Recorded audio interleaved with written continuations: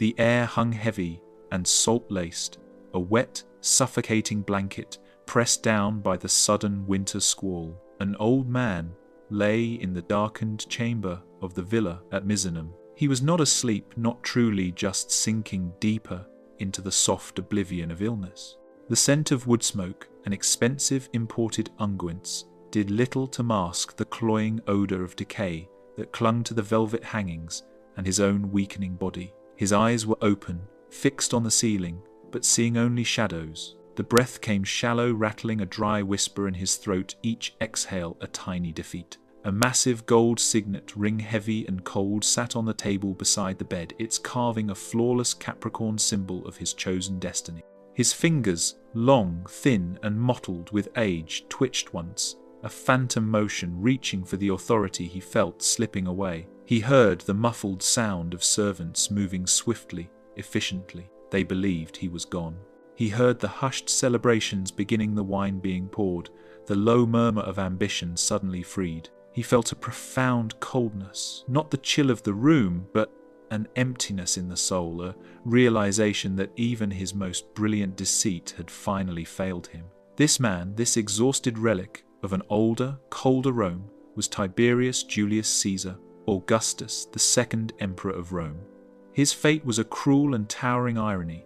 He had dedicated his entire adult life to the Pax Romana, to the meticulous preservation of the Julian dynasty, and the Principate, the very system of one-man rule, his stepfather Augustus had forged from the ruins of the Republic. Yet his final agonizing days were spent not as the revered guardian of the state, but as a condemned, isolated figure, imprisoned by the very apparatus of suspicion, paranoia, and ruthless succession planning he himself had so expertly perfected.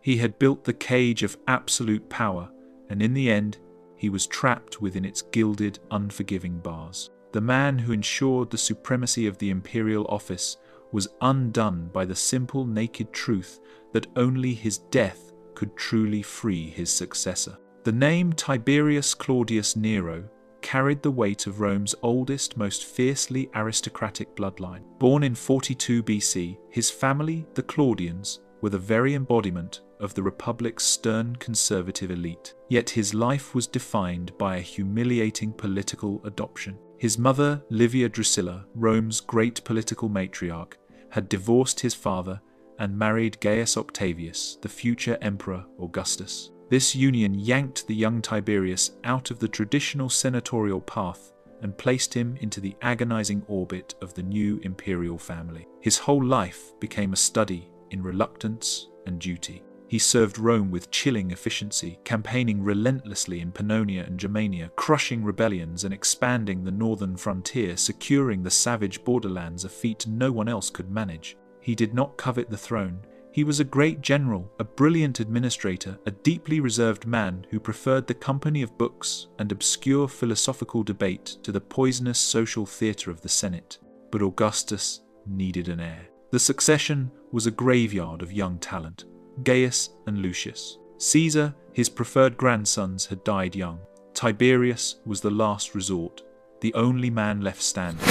In 4 AD, he was formally adopted by Augustus and given the tribunician power and maius imperium, the two legal pillars of the Principate. This adoption forced him to divorce his beloved wife, Vipsania Agrippina, and marry Augustus's difficult, politically toxic daughter, Julia the Elder. It was a sacrifice of personal happiness for dynastic necessity, a moment that solidified his reputation as the cold, dutiful son of Rome. The bitterness of this forced servitude never left him. He watched the adulation and manipulation of the imperial court with a deep, cynical distrust. He saw the sycophancy, the greed, the danger. When he finally became emperor in 14 AD, after Augustus's death, he did so with the air of a man accepting a heavy, unsought burden. He knew the cost of power was total isolation. Tiberius's reign began with a masterful stroke of calculated humility. He played the reluctant puppet in the Senate, feigning a desire to return power to the people, repeatedly refusing the title of Augustus until pressed. This was a necessary deceit,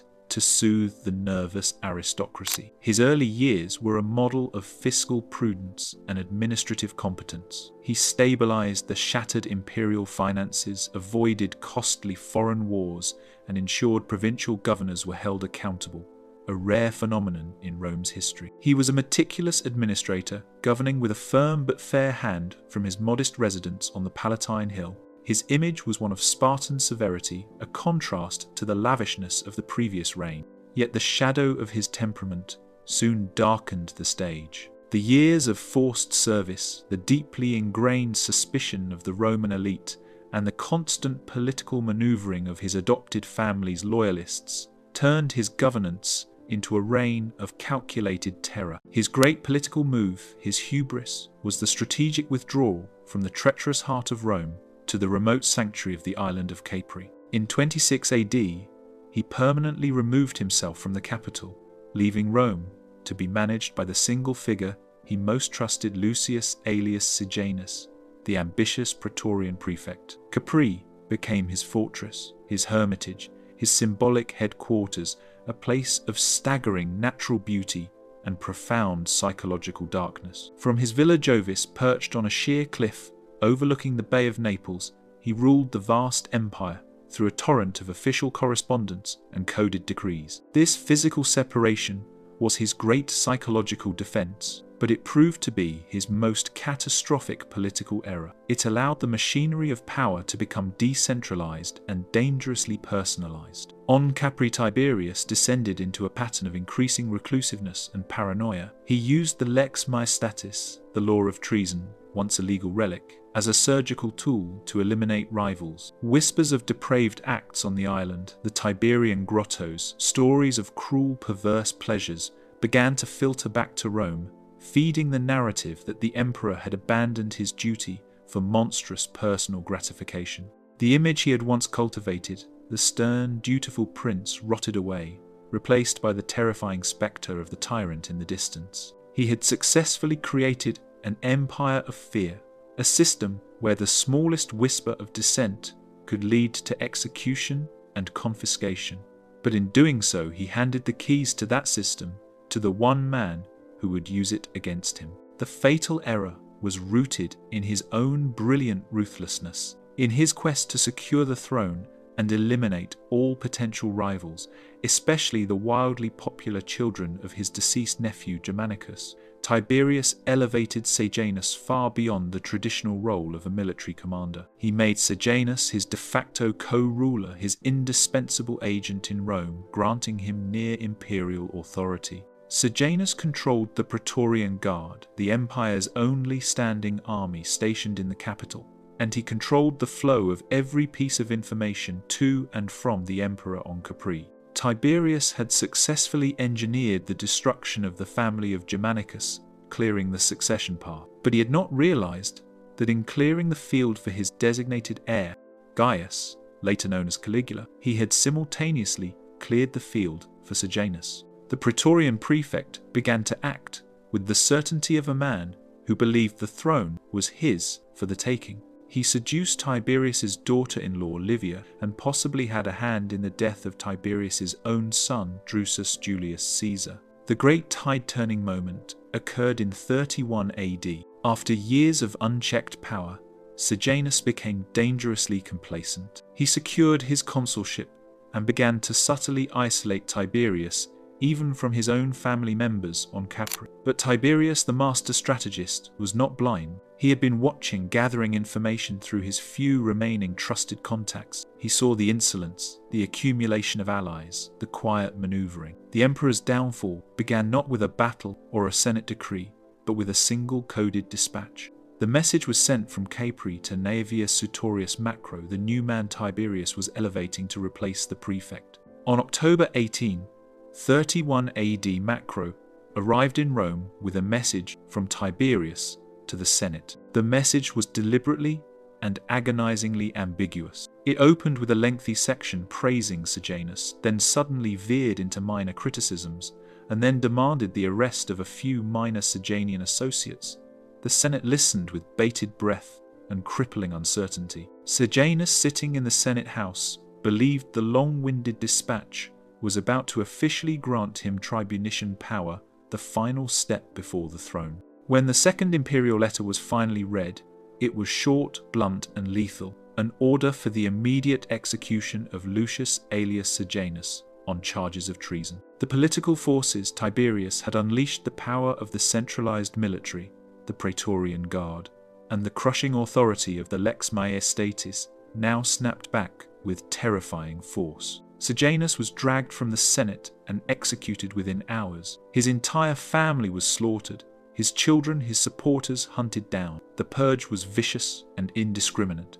Tiberius had successfully eliminated his threat, but the psychological cost was immense. He became even more withdrawn, even more suspicious of his own shadow, believing conspiracy lurked behind every closed door and every silent servant. He had won the political battle, but he had sacrificed his last vestiges of peace. The reign of paranoia he had carefully constructed now enveloped him entirely. From the moment of Sejanus's fall, Tiberius became essentially a prisoner of his own villa.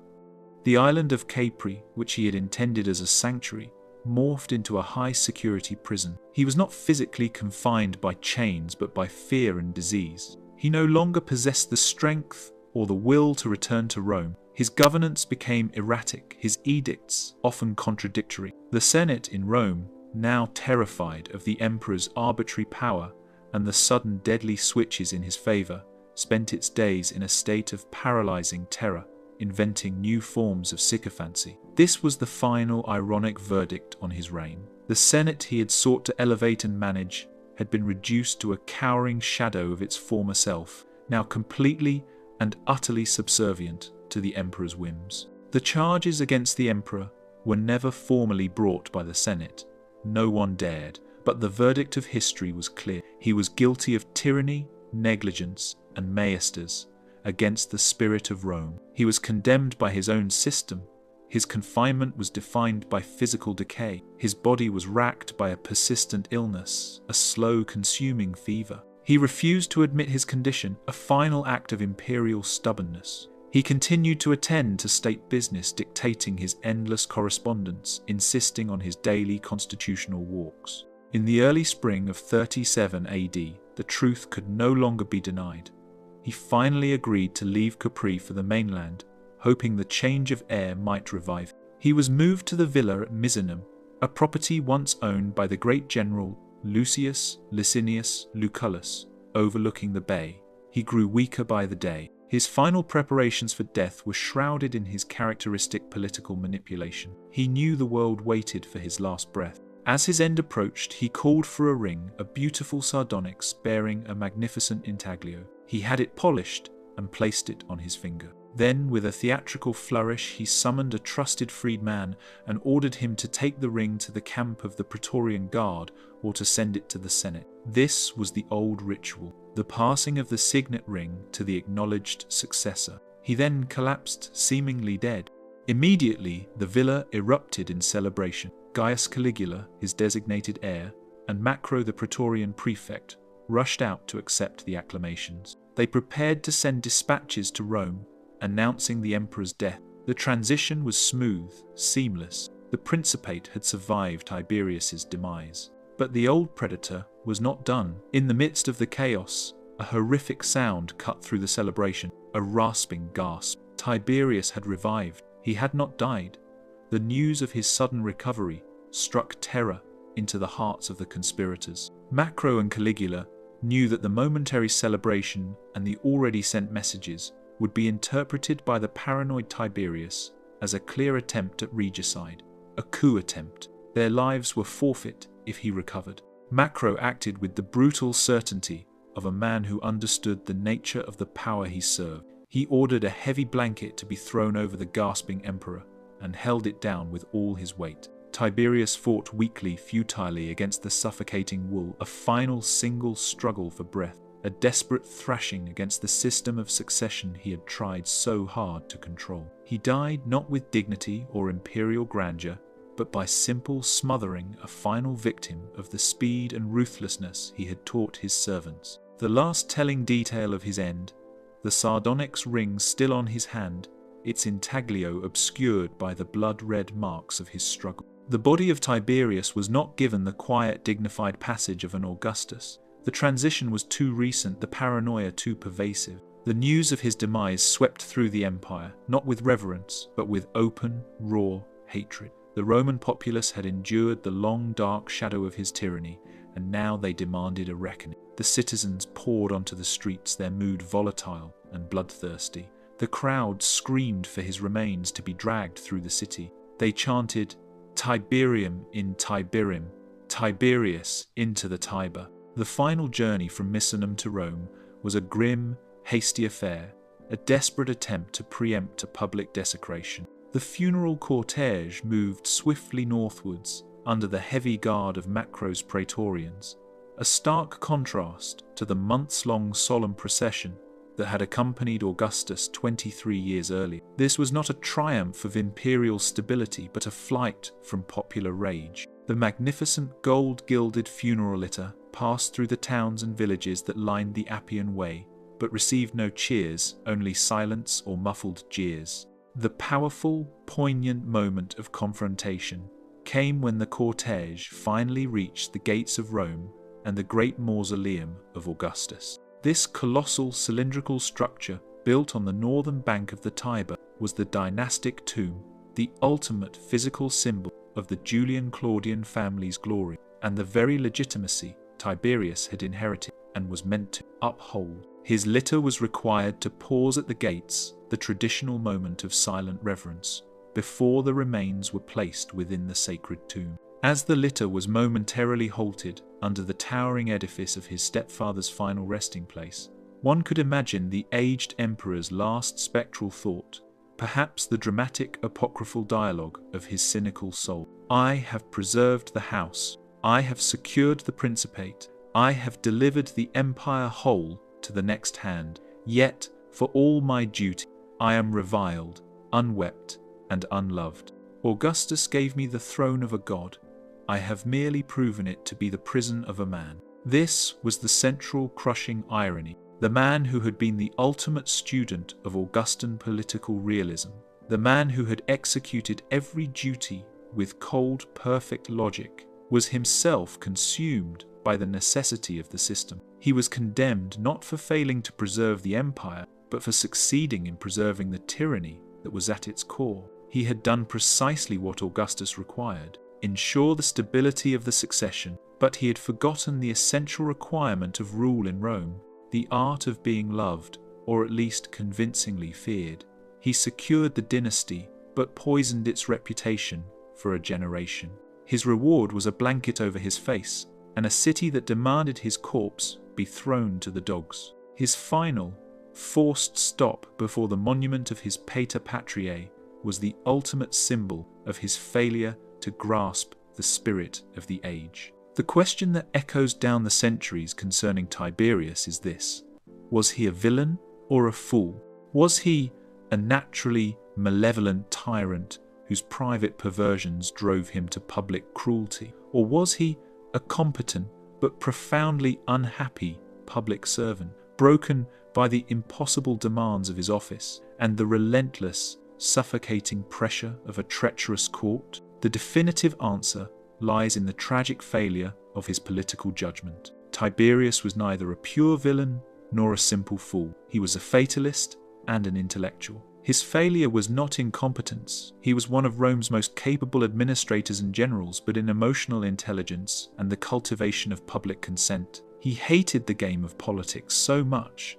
that he refused to play it. His withdrawal to Capri was a dereliction of the most crucial duty of an emperor: to be present, to be visible, to embody the state. In seeking to preserve the Julian dynasty, he created an imperial office, divorced from accountability and fueled by terror. He perfected the lex majestatis as a tool of political control, and in doing so he taught his successors a terrible, efficient lesson in absolute power. By eliminating every potential rival, he secured the throne for the one-man Caligula, who would demonstrate the full, terrifying potential of an unhinged autocracy.